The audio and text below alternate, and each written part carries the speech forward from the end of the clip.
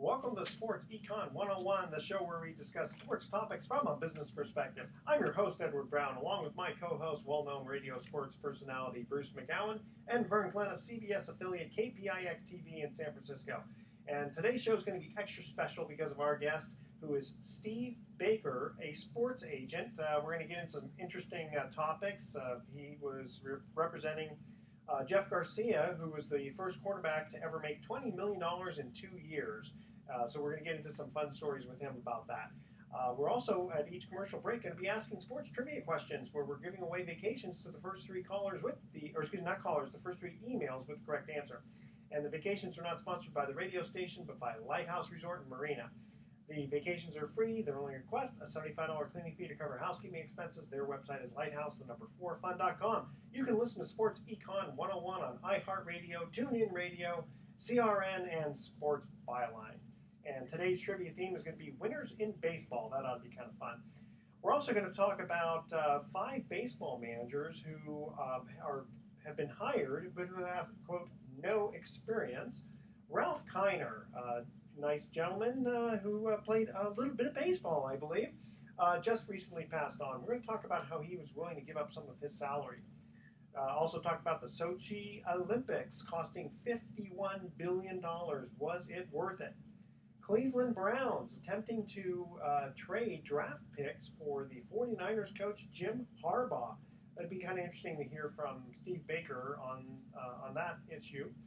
4 players banned from Iranian's women's national team for, get this, failing gender tests. We've been trying to cover this story for the last couple of weeks. We're finally going to be able to do it now.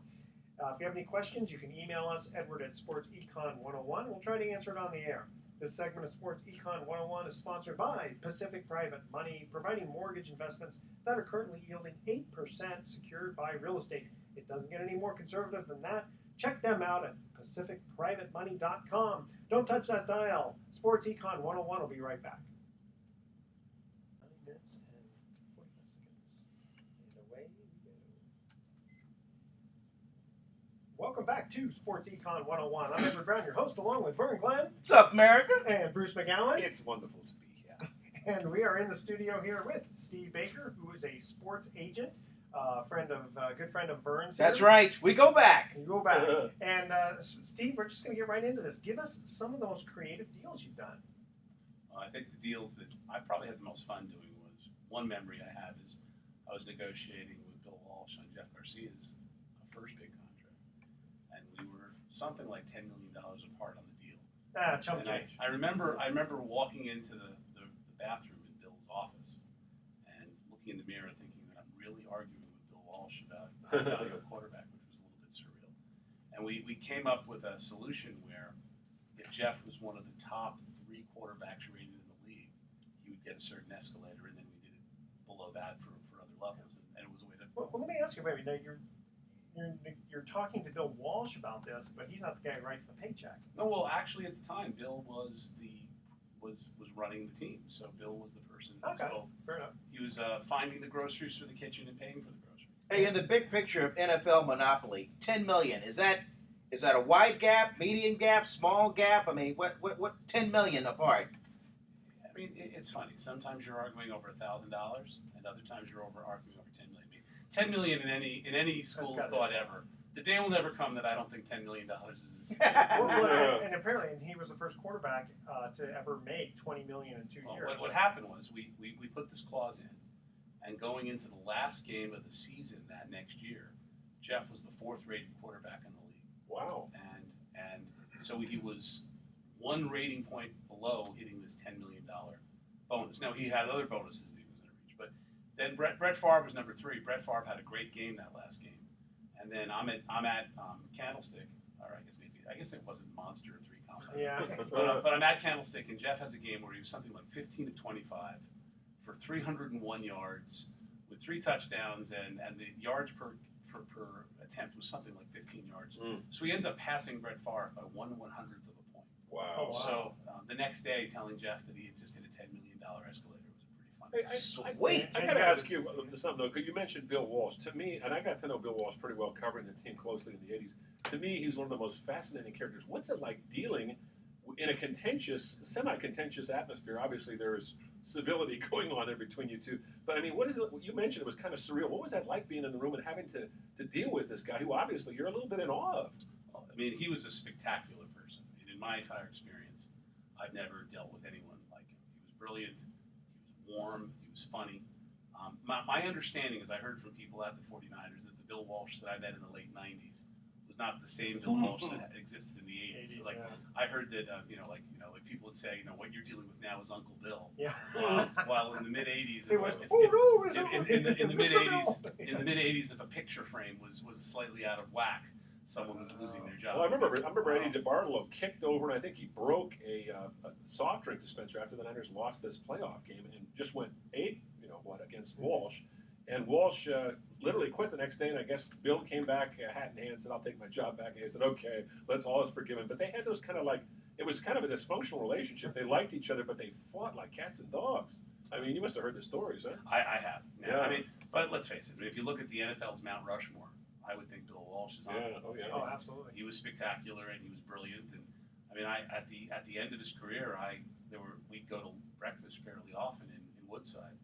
And if you've seen the movie Goodfellas, where everyone comes up to the table, it was like that. I mean, Pays their respect. Sitting at a restaurant in Woodside with Bill Walsh is a pretty surreal experience. Now, does Jeff Garcia still send you Christmas cards for that extra bonus? Jeff Garcia still sends me Christmas cards. He better. There's one more kid every year on the Christmas card. Right. He had such a fascinating career. I mean, he blossomed late, then he had this spectacular little run, and then he kind of, he still hung around for a while. He was an interesting athlete, but just so competitive, so hard. I didn't cover him that closely, but he was a fascinating character. If you could bottle Jeff Garcia's competitiveness and find a way to measure it, that's where scouts miss in evaluating players. I mean, Jeff was the singularly most competitive player I've ever seen. I mean, an absolute will to succeed. I mean, there's many players with greater physical skills that didn't succeed. I believe Jeff still remains the only 49er quarterback ever to have two consecutive 30-touchdown seasons. I mean, he was a very special player.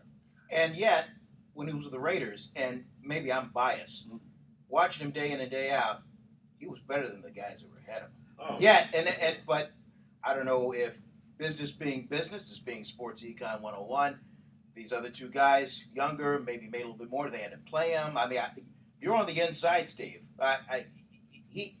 Jeff essentially walked away from the Raiders, not like no mas, no more, but it just seemed like he was a little frustrated by what was going on, and whatever he did on the field didn't matter. Well, two of the most surreal moments of my career.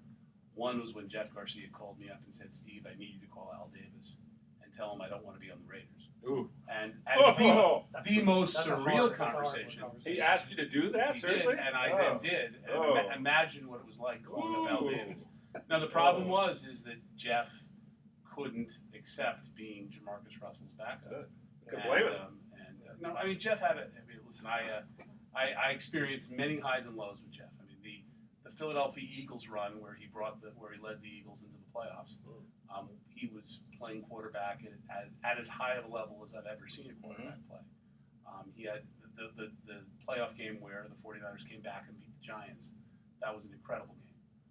He had a very interesting career. And what was that conversation like when Al Davis and you spoke? I mean, what did he say? Was it civil, or did he get mad and kind of chew you out, or was it real short and sweet? What happened? I'm just a messenger. He was not a happy camper, and no four-letter words, though, right? Well, I seem to remember there being a few four-letter words. I mean, Al Davis was an amazing man. He was an amazing guy. But that was an uncomfortable situation. But was there ever a time where, maybe Al just said, "Look, Steve, or young man, young man. Do you know what I'm paying Jamarcus Russell? I have to put him out in.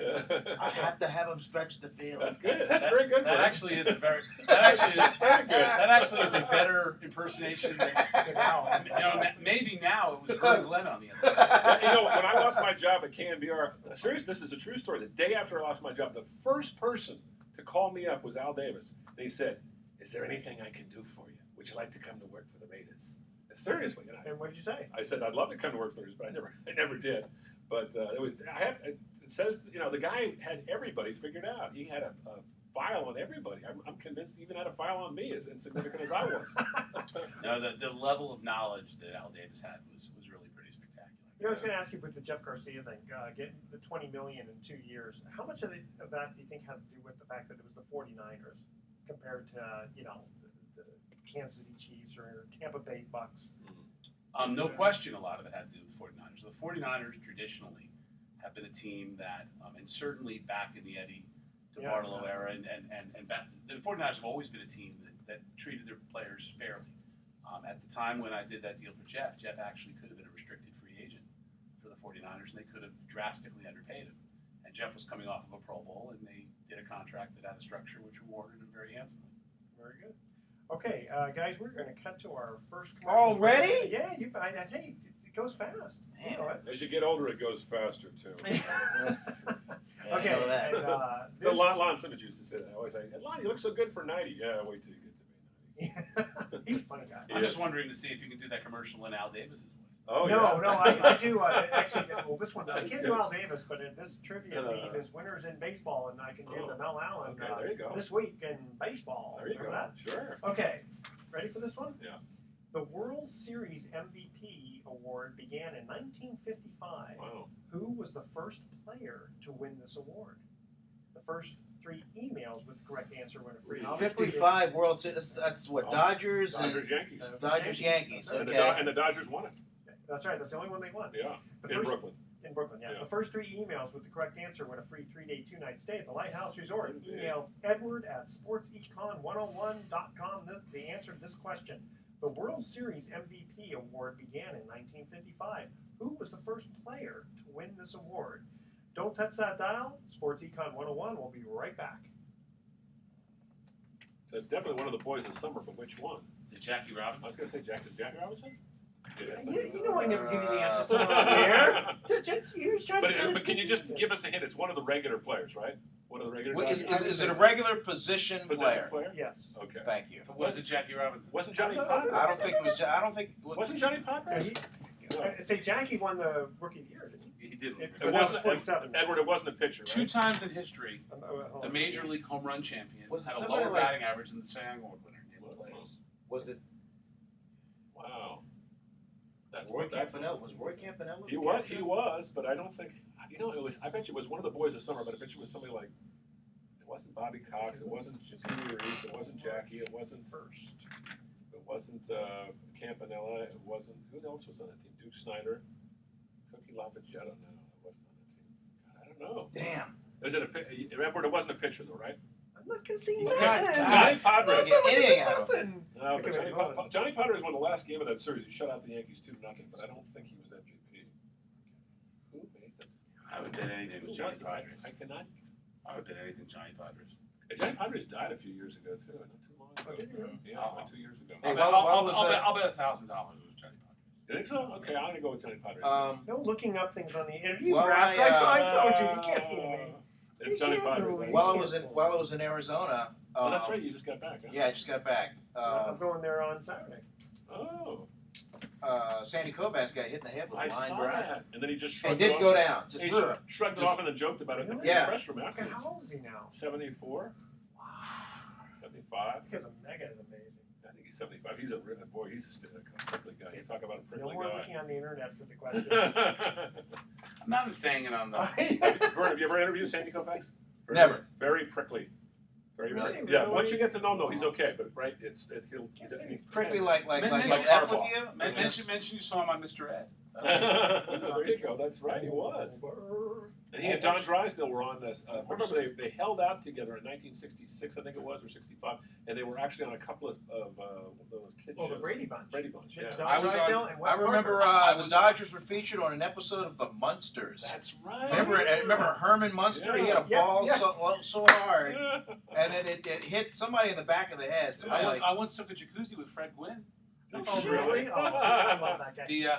My Great. father-in-law represented Peter O'Malley, No, wow. Really? and I was at the Dodgers' 100th anniversary. Wow. And there I got a ball signed by Koufax, Drysdale, and Duke Snyder. Oh, wow. You should have gotten 3 different balls. I went over to Lasorda, asked him to sign it, and he refused, saying it would bring down Tommy the value of the ball. refused? He said I'll sign a different ball. Wow. Yeah, Okay. exactly. Oh, Yeah, of course. that's Of course. what That we makes learned, sense. Because back then balls were expensive, and so if you got Yeah. single balls like Ruth and Garrett and all that. Do you guys remember Sergeant Bilko? Yeah. Oh, yeah. There was an episode where, oh, come on, what's the fat guy? No, I know, but I mean, not Dorfman. That's thinking of Animal House. He plays a catcher, and then eventually Yogi Berra comes on the show because they kind of look a little bit alike, and they kind of go, "Who is this guy?" Yeah.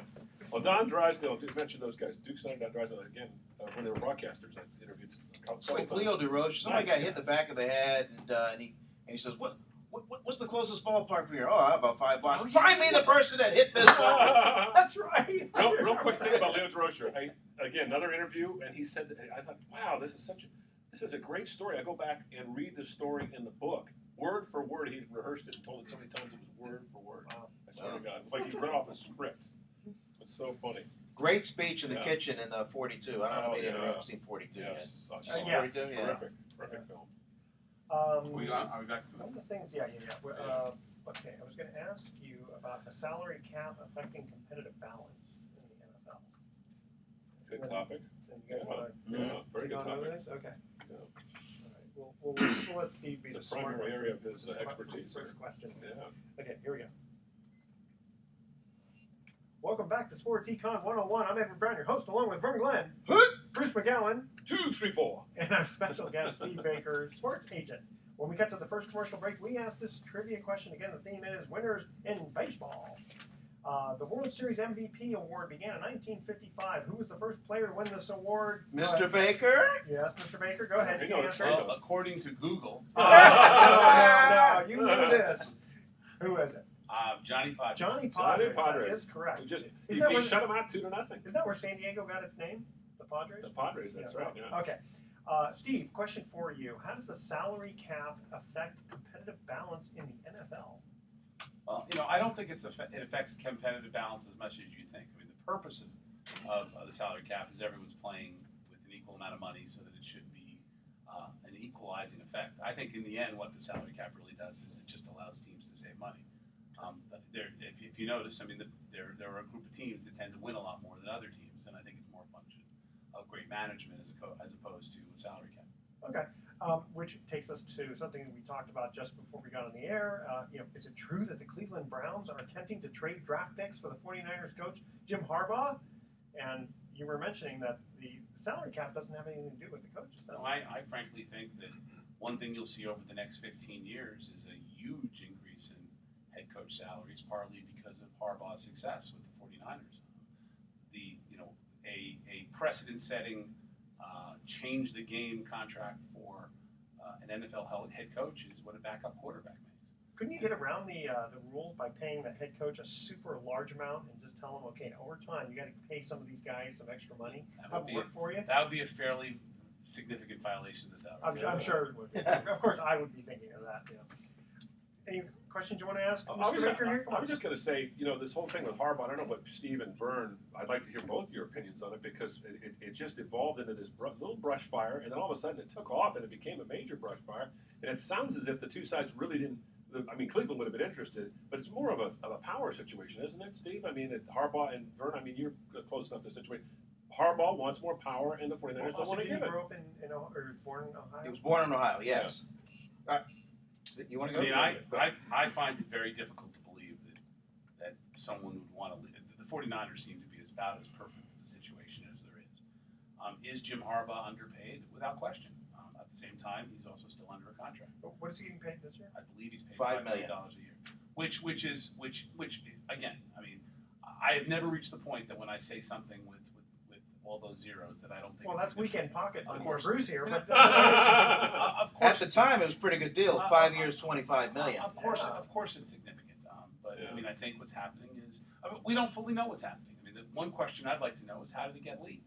It's sort of like all the president's men follow the money. I mean, follow the rumor. I mean, why did the rumor get leaked? And if you find out who leaked the rumor, that'll tell you. I have a theory on that one. Go ahead, yeah. My theory is this. I think there's a code among ownerships where these guys talk, a couple of glasses of bourbon or whatever, backroom talk, whatever, and I think somehow the Cleveland owner and Jed York got to talking, and Cleveland, he's probably crying on his shoulder. Oh man, I wish we could be like the 49ers.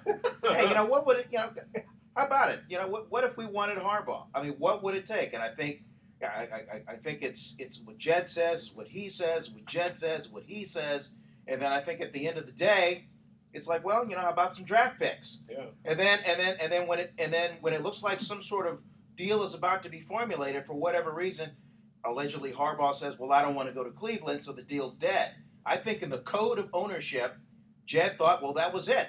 What Jed wasn't figuring out is that the Cleveland owner would talk when approached. Yeah. And the Cleveland owner is the one that said, well, yeah, we tried to get him. He'd be a fool not to. He'd be a fool not to. I mean, get Jim Harbaugh away from the 49ers? What a coup that And I would think be. Jed's... Except, what does the Cleveland owner gain by there being a story out there that he failed to get Jim Harbaugh? Exactly. That's where, again, I'd like to have be a fly on the wall how the rumor originally got. Well, now we know Mike why Florio, it took them was the so long to hire a head coach. Yeah. They were holding out to get that. Are you kidding me? They had a chance to get Jim Harbaugh. Yeah, I think what Jed York didn't figure on was that. I think his first mistake was this: when Jed was first approached by it, he just immediately said, "Deny." Well, that's not true. Sure. And then, but the Cleveland owner, I mean, it was out there. But didn't the Cleveland owners, they were originally going in for the 49ers saying, we'd like to talk to some of your assistant coaches, and Harbaugh said after the season's over, that's fine, and that was that's standard procedure. that's what they were, and then they didn't realize that they'd been ambushed once they got in there. Yeah, it's interesting. Well, Steve, is there ever a theory, like, not theory, but is it sort of a us against them type of thing? The owners compared to, the players and the coaches, because, you got the unions and all that stuff.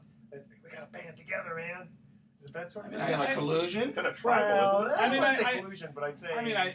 Listen. Obviously, you're dealing with it's basically millionaires battling with billionaires. And you're right in the middle of it too. How do you deal with that? When it's right, it's very exciting. On other times, it's less than exciting. In the case of this, I can see both sides. In one sense, Jim Harbaugh has clearly exceeded his deal. On the other side, he signed to a deal. But Jim Harbaugh has a record over the first 3 years of his career that is unprecedented. Well, John Gruden was traded from the Raiders to the Bucs. I remember that. I remember that. Bad deal. Bad deal. And he comes back and kills the Raiders in the Super Bowl. Exactly, and he got $8 million.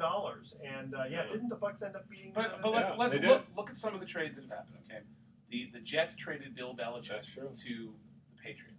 Brilliant deal by the Patriots. Yeah. The Raiders traded Gruden to the Bucs. Several years later, Gruden no longer was employed by the Bucs. That's right. Yeah. And the Raiders had nothing to show for the draft picks. If Gruden had stayed with Al Davis, coming off of 2 years where they were probably the best team in the NFL, who knows what kind of success he would have had with the Raiders. And Herm Edwards and Bill Parcells were also traded as head coaches. That's right. I forgot about it. I got to ask Steve, because I'm fascinated, Steve. You're doing something that a lot of people would love to do, but at the same time, as you said, it can get contentious. And not to embarrass you, and you don't have to tell tales out of school here, but could you have a little scenario you can tell us about where it was really a tough situation? You managed to get the best out of it, but it was you're dealing with somebody who was just intractable and very difficult. And you had to really sweet talk them and just really kind of get down and do a lot of negotiating. I mean, I'm curious, what's that like, and can you tell us a story about that? Someone catching me from the side. There's. I can tell you a story that's a little bit different than contentious, but maybe doesn't reflect tremendously on me, but it'll give you a little bit of idea how crazy the business is. I was once representing an offensive lineman where his market value, this was in the early 90s, his market value was probably about $200,000 a year. And I felt I could, and that was a good backup lineman's salary. Okay. And I'm negotiating with the team, and my first offer I asked for was for $500,000, which was the absolute most aggressive I could have possibly asked for. What year is this? This was like 92, and it was it was aggressive, but but not irrational. So you're aiming high. Why not? Now, at the time, my wife was an anchor woman up in Sacramento, and I used to drive up across the Bay Bridge to go see her. And I'm negotiating this deal, and in my car, and I pull off with with my phone that at that time was 5 stories big, Yeah. and I Like pull off. like Miami Vice. I pull off at the Unical station right before the Bay Bridge, and I'm negotiating, and I ask for $500,000 a year, and the GM on the other side says, okay, and it was a great deal, and I have no regrets about the deal, but I was so freaked out that my first offer was accepted that I drove off at the gas can in my car across the Bay Bridge. Oh my God! Wow. I should have asked for $700,000. Wow. That's a good story. And how often do you have to either feel like a babysitter or just get involved deeply in the players' lives? I tend to represent very bright players. I mean, my clients are mostly from Stanford and Cal and Davis. Oh, okay. So, to be honest, it's not really a babysitter. It's very time intensive. I've done several deals where I did one deal where the GM named all the clauses in the contract after ski runs in North Star because we negotiated it while I was at North Star. But you know, I have been blessed. But when you represent very, very smart players, it tends not to. And how'd you get in the business? I was when I was in law school, when everyone else that was in law school was looking for a job at a big firm, I went to LA and wrote game show questions because my father had a connection with Goods and Todman Productions, and I wrote game show questions for Family Feud, Card Sharks, and Price is Right. And Great show. 25th generation networking, trying to break into the entertainment business as a lawyer. I met a sports lawyer, joined up with him, worked with him for 5 years, and then went off my own. Anybody that we know?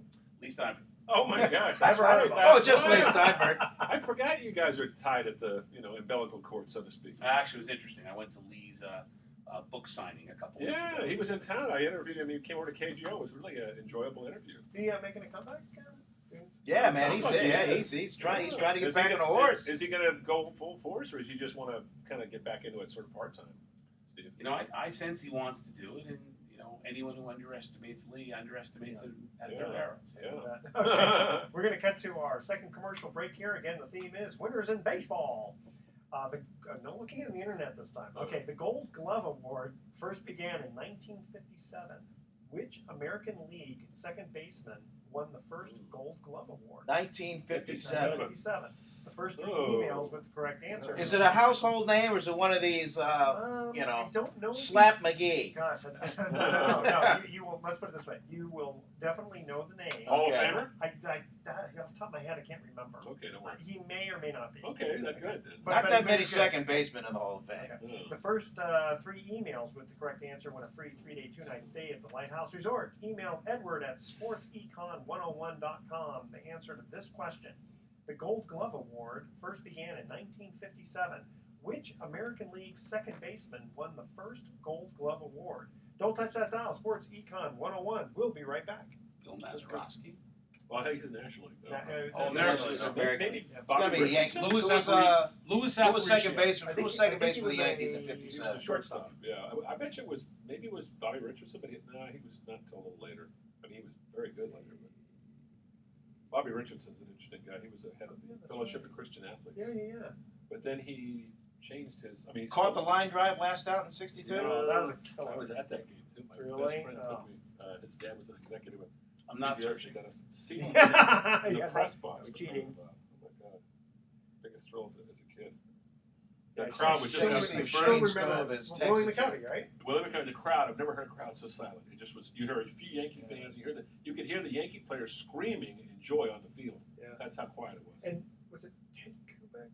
Who's playing Tony Tuesday? Kub- Tony Tony Tony Kubiak. Kubiak? Kubiak. Kubiak, yeah, who later became a very fine announcer. Yeah. Got hit in the He did. throat. Yeah, on a bad bounce. Tony Kubiak sounds like a very good guess. Yeah. You didn't hear me say He's that. getting up there though. He's about 80 now, isn't he? He's gotta be. He was a very good announcer. I agree. He was very good. I was reading something on the airplane last week about Ralph Kiner. Ralph Kiner was a very We're going to get, actually, he's on my list here to talk about. Just a great sense of humility and Okay. perspective. And I would like to know, as an agent, just how you feel about Michael Sam. oh yeah. I mean, he's just. Question. He did not have a very good Right. combine. I'll be happy to talk Or about got that. out just All right. his stock value and Is the NFL going to accept it? What's it going to be like? Is it I'm going to happy be to circus? talk Yeah, about it. we'll talk about that. That'd be very interesting. He's handling the whole thing so well. I'm very impressed. Nice to see the NBA got the jump though. I like. yeah, how about Jason Collins, huh? I like Yeah. that. NBA deserve. They've always been more progressive. Always, it seems to me. Tell me if I'm wrong. Isn't that true? What? NBA just is a little more progressive about some things. In terms of player. I think you're right. Yeah. I mean, well, there's more.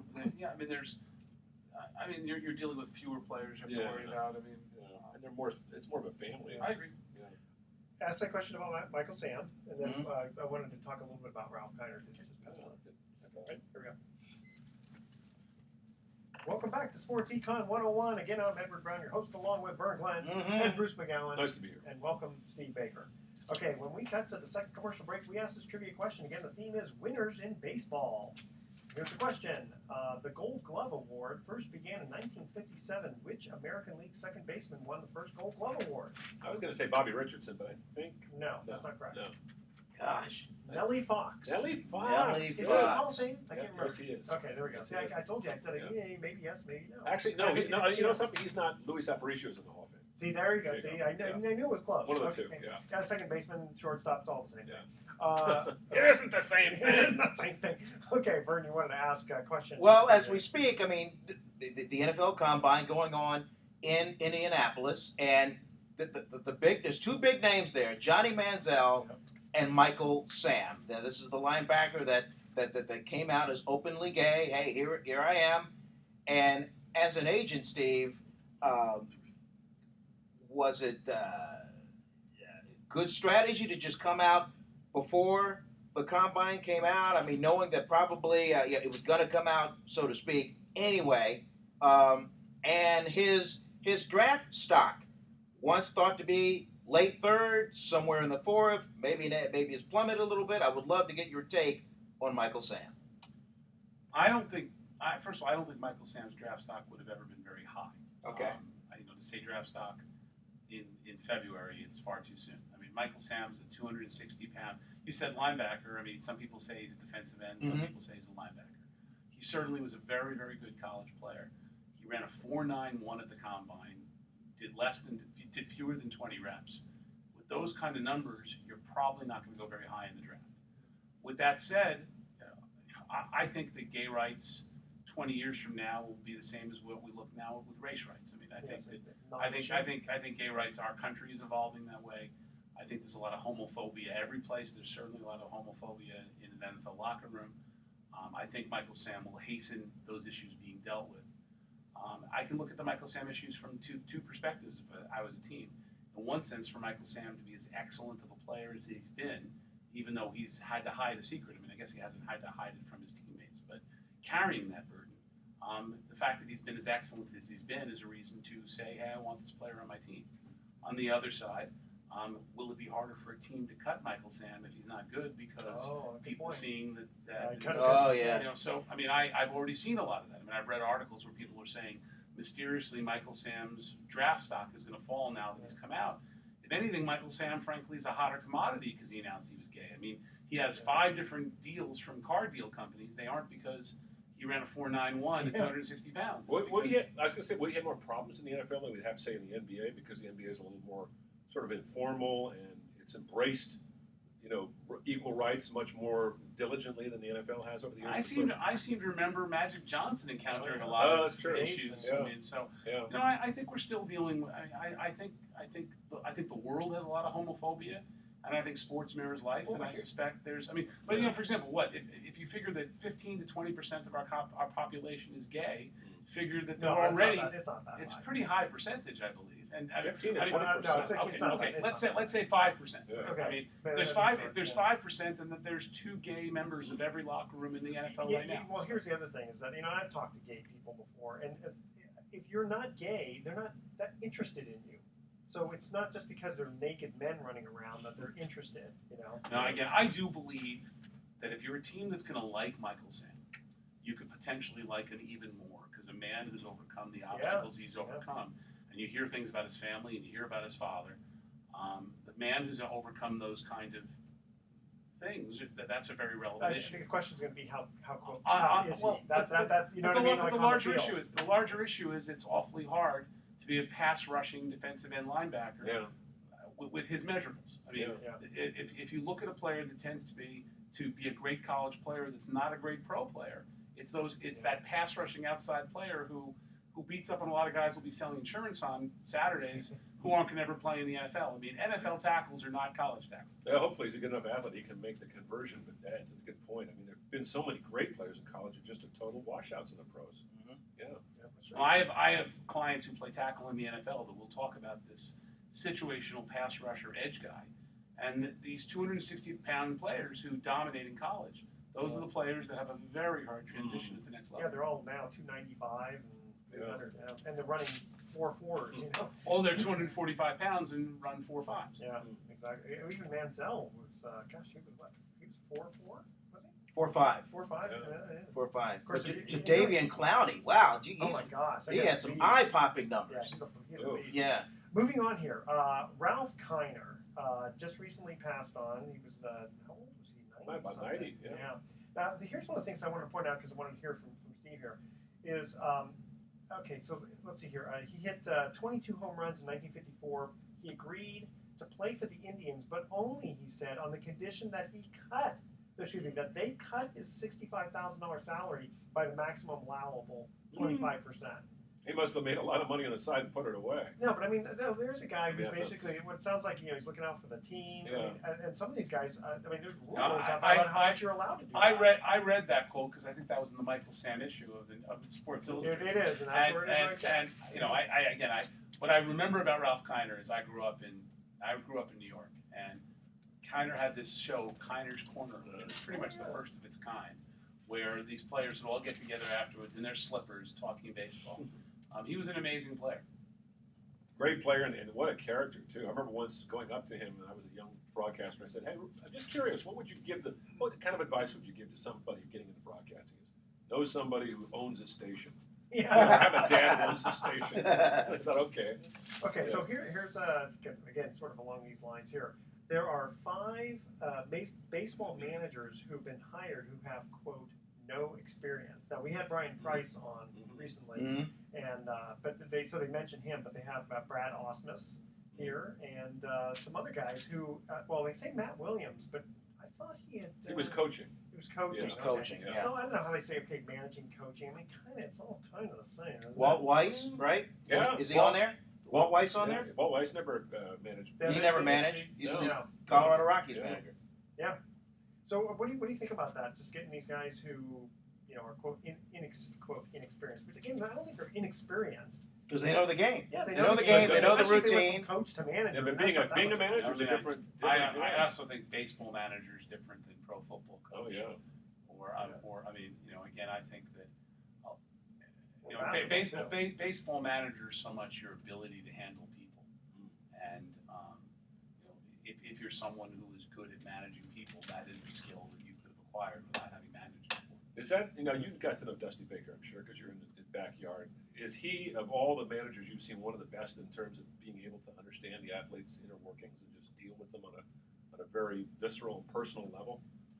No, I think Dusty Baker was a great manager, but I didn't know him well enough to have a feeling okay. of that. I think I'm blown away by Bochy. I think Bochy. Oh yeah. I think Bochy is one of the best managers I've ever seen. Yeah. I think that the San Francisco Giants are a tremendously well-run team.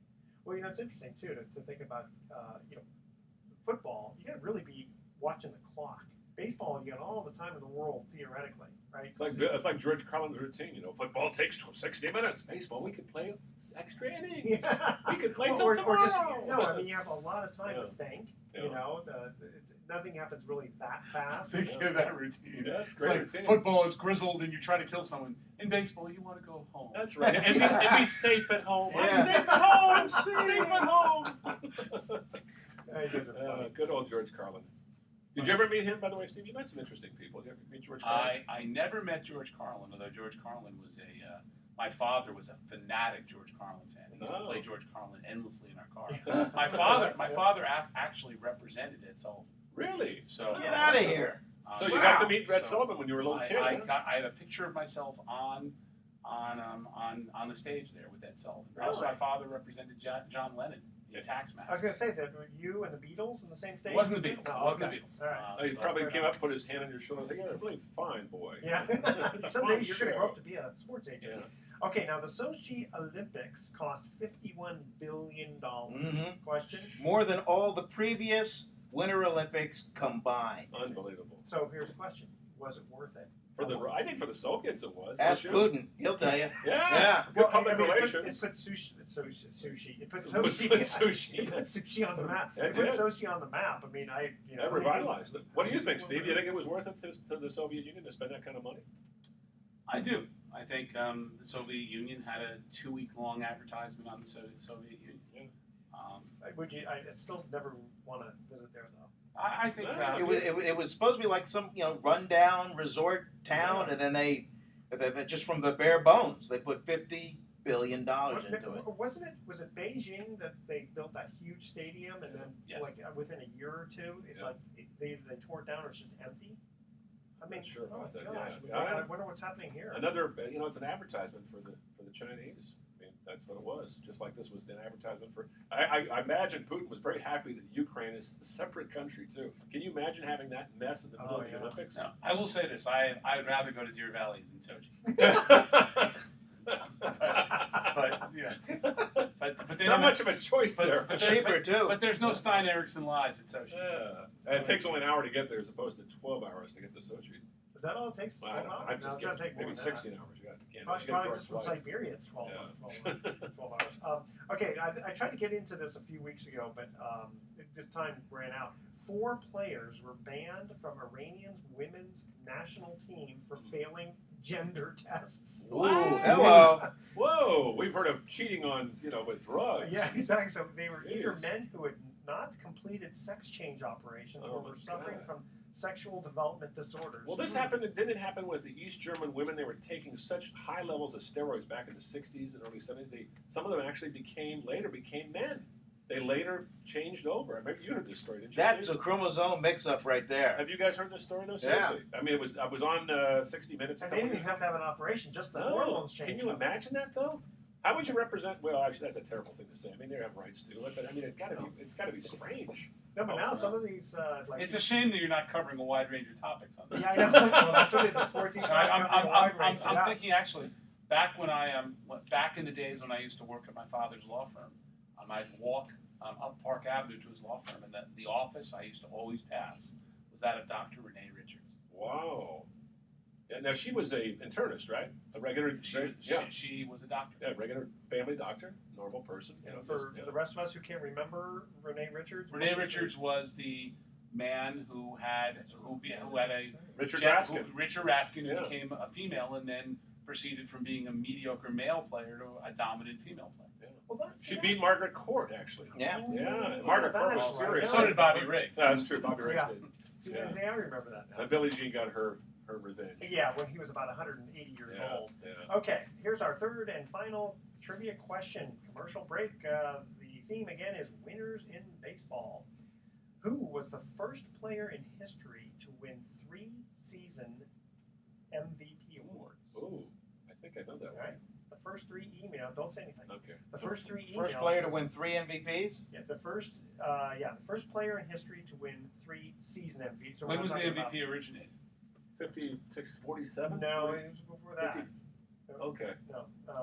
Okay, the first 3 emails. We already got some Correct information for answer, that. that's right. Win a free 3-day, 2-night stay at the Lighthouse Resort. Email Edward at sportsecon101.com. The answer to this question: who was the first player in history to win 3 season MVPs? We're not. Why do you say season Because we're not worried about. MVPs? We're not talking about like the World Series. Oh yeah, you're just talking about regular season Regular MVPs. Okay, and when we come back, we've got some interesting thoughts for the day and top 10 things that sound dirty in golf but aren't. You guys are going to kick out of that. Can't wait. Boy, that's a tease. That'll tease. Yeah. Stay tuned. That'll hold them. Is it Jackie Robinson?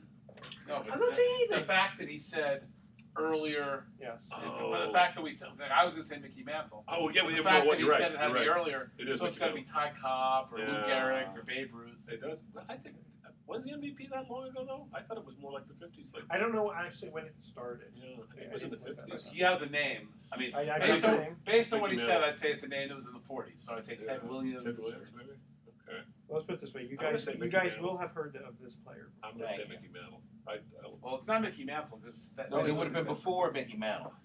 He did I think say it's the that. point So it state. has to be a 40s Oh, or okay. 30s. So I thought it's he said. Gehrig or DiMaggio. DiMaggio. I thought he said he thought the MVP was created before. When we first started doing the show, the show's only been around since May. I started off like really easy questions. Then I realized, you know what, I got to keep these guys, entertained. So usually they'll get one or two. Well, here you guys do get. I'll tell you, what do you think's the most? What do you think's the single hardest record in baseball to break? And I don't think there's even a debate. Cy Young. Right. No, it's Cy Young's win. No, that's not right. it. The Cy Young wins. It's almost It's inconceivable. How do you win 30 games? I mean, you don't anymore because you don't get enough starts to win 30 games. But if you win 25 games, 20 straight years, you still don't break the record. Right? Yeah, that's the one I think too. People say, "Oh, the Joe DiMaggio streak break." No, but every year you have a shot. Exactly. Yeah, that's a good point. So I got one for you. What is the hardest? Not bowling because these guys know I'm a bowler or used to be. What is the hardest game to bowl? Hardest Not game. I'm sorry. What's You mean the hardest score? situation? The hardest score. It's a perfect game, right? No. No. Well, the hardest score to I'm get. talking about on Well, a hardest score on to get. You mean like a 7-10 split? No, You mean that? that'd be a split.